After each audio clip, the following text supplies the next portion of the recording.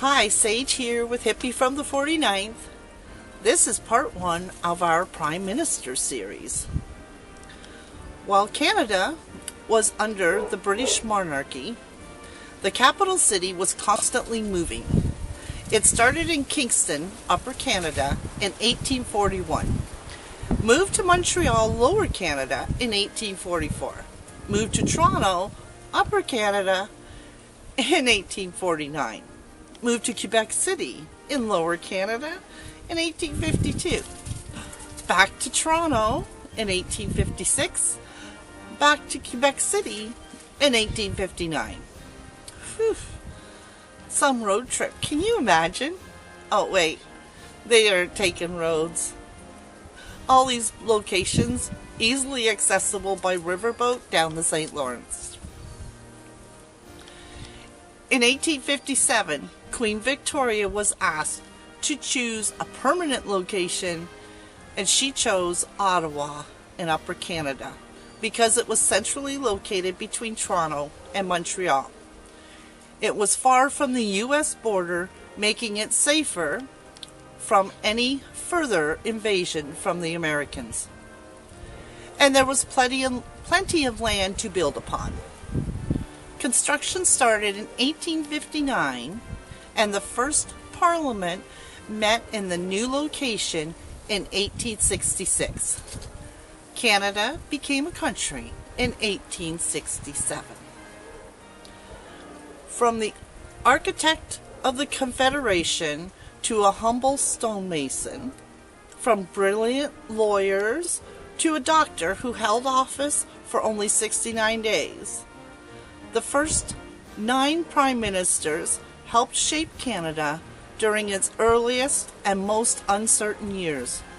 Let's start at the beginning. Number 1. Sir John A. Macdonald served from July 1867 to November 1873, and a second term from October 1878 to June 1891. Macdonald was born in Glasgow, and his family immigrated to Upper Canada in the early 1800s, settling in Kingston. He was a lawyer specializing in criminal law, business law, and railway and commercial cases. He was well known for being quick-witted in court and sometimes unconventional. He was raised in an Anglican house. He ran under the Progressive Party. They believed in Confederation, strong national government, economic growth and railways, and nation-building infrastructure. His policies later became known as the National Policy, which included protective tariffs, the Canadian Pacific Railroad, and encouraging Western settlement. He was the central architect of the Canadian Confederation.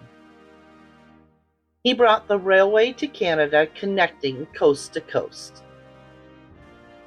He helped hold together English and French political interests during a fragile period. He is criticized for his indigenous policies and supporting assimilation, opposing attacks on Chinese immigrants with the Chinese Immigration Act of 1885 and the Pacific Scandal, in which his government was accused of taking campaign donations tied to railway contracts, which brought his resignation in 1873.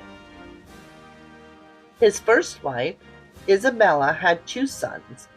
Only one lived past infancy, and his second wife, Agnes, had a daughter, born with severe disabilities that required lifelong care. He had a great fondness for dogs. He was known as Old Tomorrow because he had a habit of delaying decisions by saying, "We'll deal with it tomorrow." He was a heavy drinker, a brilliant debater, could deliver long speeches with humor and sarcasm, and usually did all three at the same time. He was well known for his drunken pranks. Excuse me. I grew up in the area where he first practiced law. As the story goes, he and a few friends were out drinking, and they came across a dead horse in a field. They got the horse to the nearby church and propped it up at the pulpit. It so happened the horse was white. The pastor arrived early on Sunday morning to start the fire and light the lanterns. With the morning light streaming through the window in the dark church, the white horse appeared to be glowing. The pastor ran in terror from the church, believing he had seen an apparition, and almost suffering a heart attack. I still never figured out how they carried a dead horse to the church. And I'm sure there were many more that I was told over the years, but that one stuck with me because I felt bad for the horse. MacDonald returned to office in 1878 and finished the railway and expanding Canada westward. In 1891, he suffered a stroke and died in office in Ottawa. His funeral was one of the largest in Canadian history. In recent years, his name has been removed from public buildings and his statues removed from cities and towns. This was all due to the legacy of the Canadian Indian residential school system. You may have noticed I referred to him as Sir John A. Macdonald. At the time of Confederation, Canada was still part of the British Empire, and Queen Victoria insisted on our Prime Ministers being granted knighthood. He is the only one that the Queen herself performed the ceremony in London that we know of. Other Prime Ministers were knighted in Ottawa, with the General Governor of Canada, the Queen King's representative, performing the investiture ceremonies. Number 2, Alexander Mackenzie, served from November 1873 to October 1878. He was born in Laguerite and immigrated to Upper Canada in 1842, settling in Sarnia. He was a stonemason and building contractor. He built parts of the Parliament building, the canal, and public work projects. He was known for being very hardworking and self-educated. He was a Presbyterian and very religious. These beliefs shaped his reputation for honesty and integrity. Mackenzie led the Liberal Party of Canada. He believed in responsible government, less government corruption, lower tariffs and free trade, and more democratic reforms. He introduced electoral reform with the secret ballot, making voting more private and fair. His government created the Supreme Court of Canada in 1875. He put an Auditor General in place to establish stronger financial oversight in the government. He continued with Macdonald's infrastructure plans. The Long Depression happened during his term. His wife was Helen. They had no children and lived a very simple life. His nickname was Honest Mackenzie. He was extremely frugal and loved to walk. Visiting diplomats were always somewhat shocked to learn he walked to work and carried his own papers. He was a very modest man and refused the knighthood, believing a democratic leader should not take aristocratic titles. He lost the election in 1878 and stepped aside peacefully. He died in 1892 at the age of 70 in Toronto.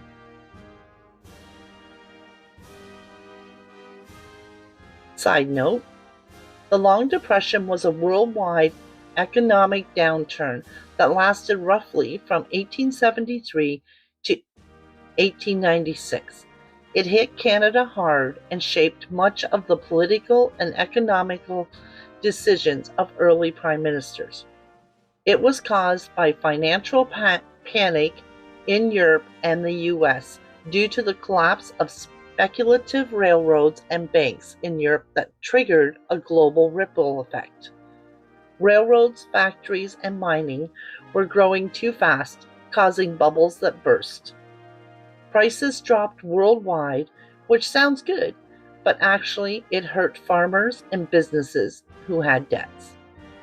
Number 3. John Abbott served from June 1891 to November 1892. He was from Montreal, Quebec, where he was a businessman and a practicing lawyer. He was a Protestant, which was unusual in the province of Quebec. He was a member of the Liberal Conservative Party, which sounds a little confusing for today's world. They were supporters of the British traditions and strong national government, along with the liberal government policies. He filled the position after Macdonald's death. The country was politically unstable. He kept the government functioning. His wife was Mary Martha, and they had 4 children. He was known for being intelligent, very serious, and reluctant about politics. He was the first Canadian Prime Minister to serve while sitting in the Senate, not the House of Commons. He resigned in 1892. He died in 1893 at the age of 72 in Montreal. Number 4.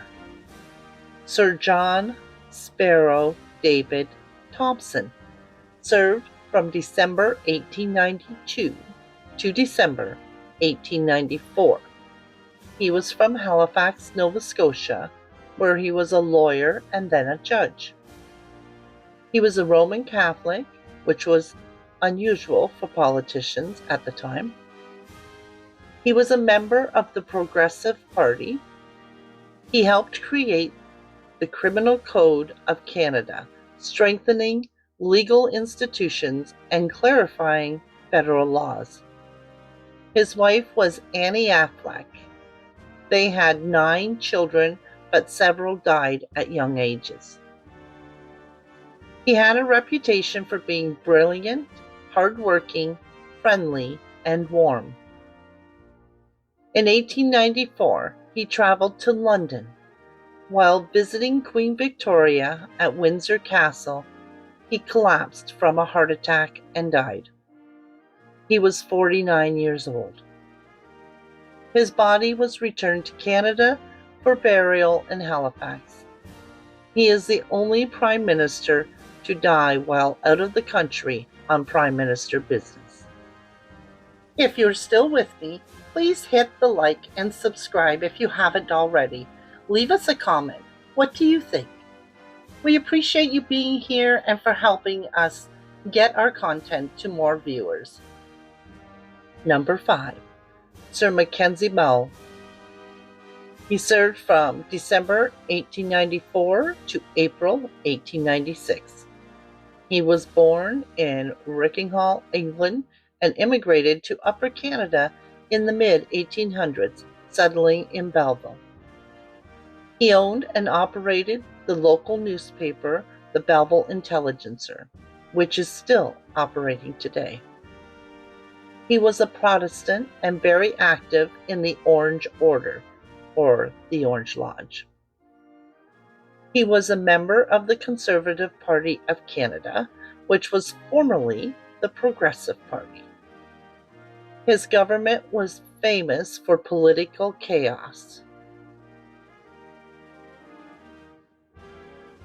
Manitoba's school question was a big issue regarding funding for Catholic schools.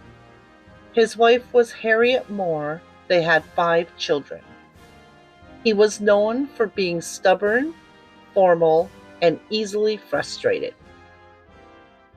After a cabinet revolt, he resigned peacefully in 1896.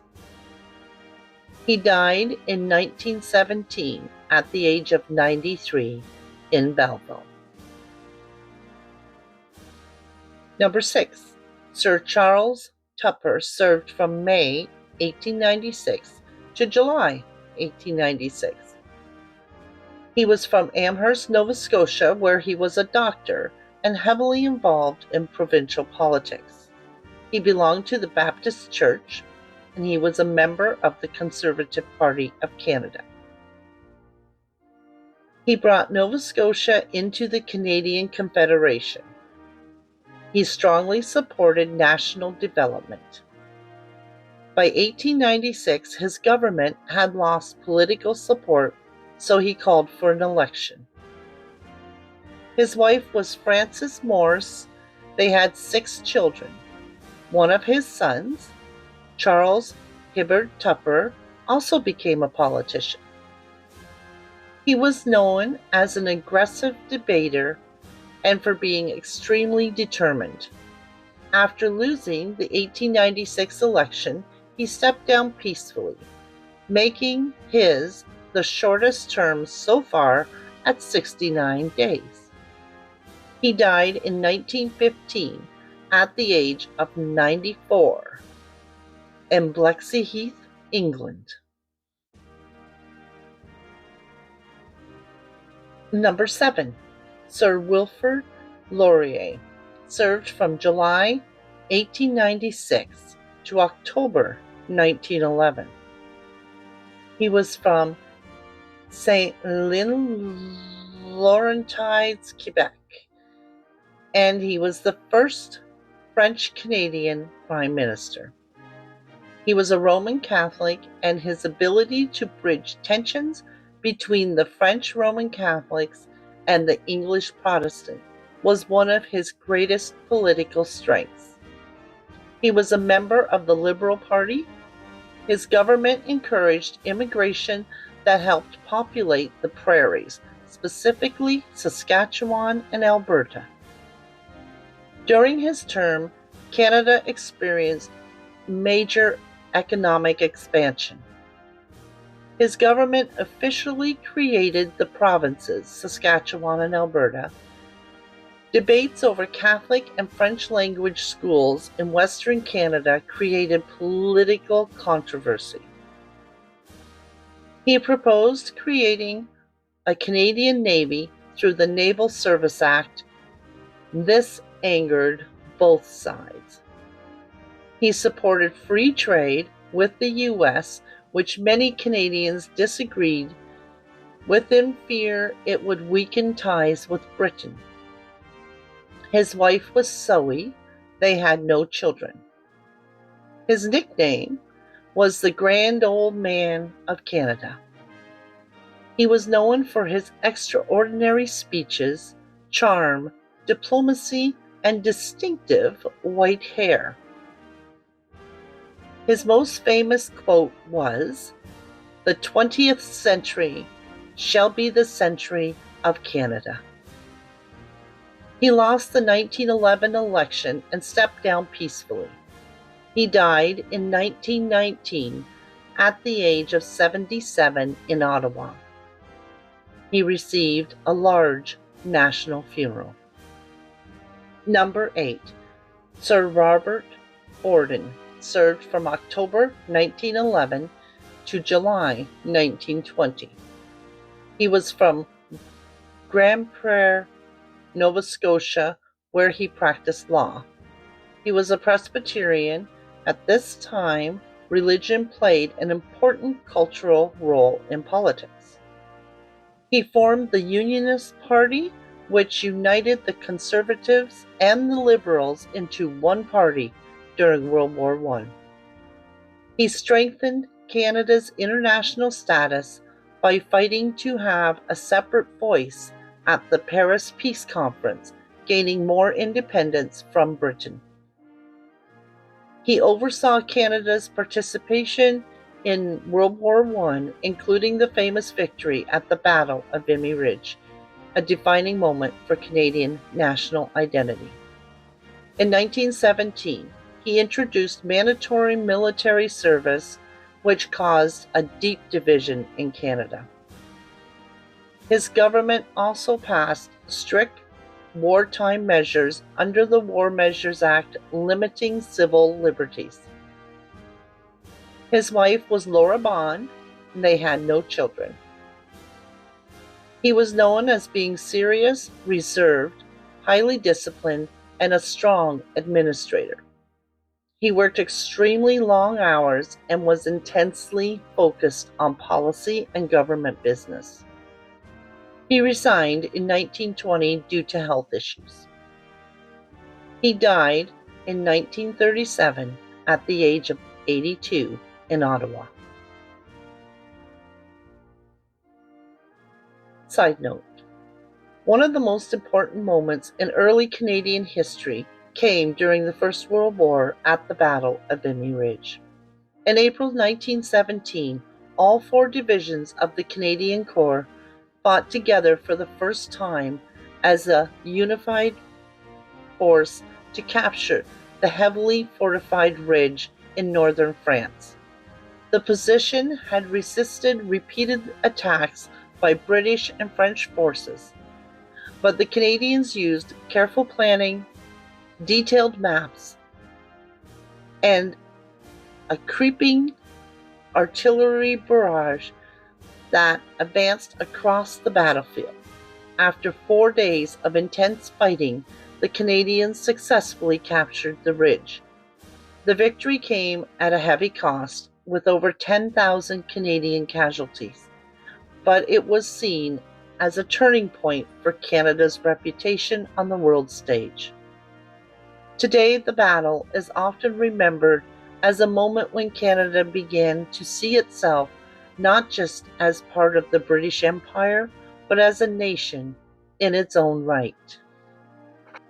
The first 9 Prime Ministers of Canada governed during a time when the country was still figuring out what it would become. They built railways, created institutions, expanded westward, and made some mistakes along the way. Some were visionary leaders, others were reluctant caretakers, but they all laid the foundations of the country we know today. Stay tuned for part 2 in our Prime Minister's series, beginning with the complicated and fascinating figure of Arthur Meighen. Until next time, stay aware, check the facts, and stand up for democracy. Peace and love, you all.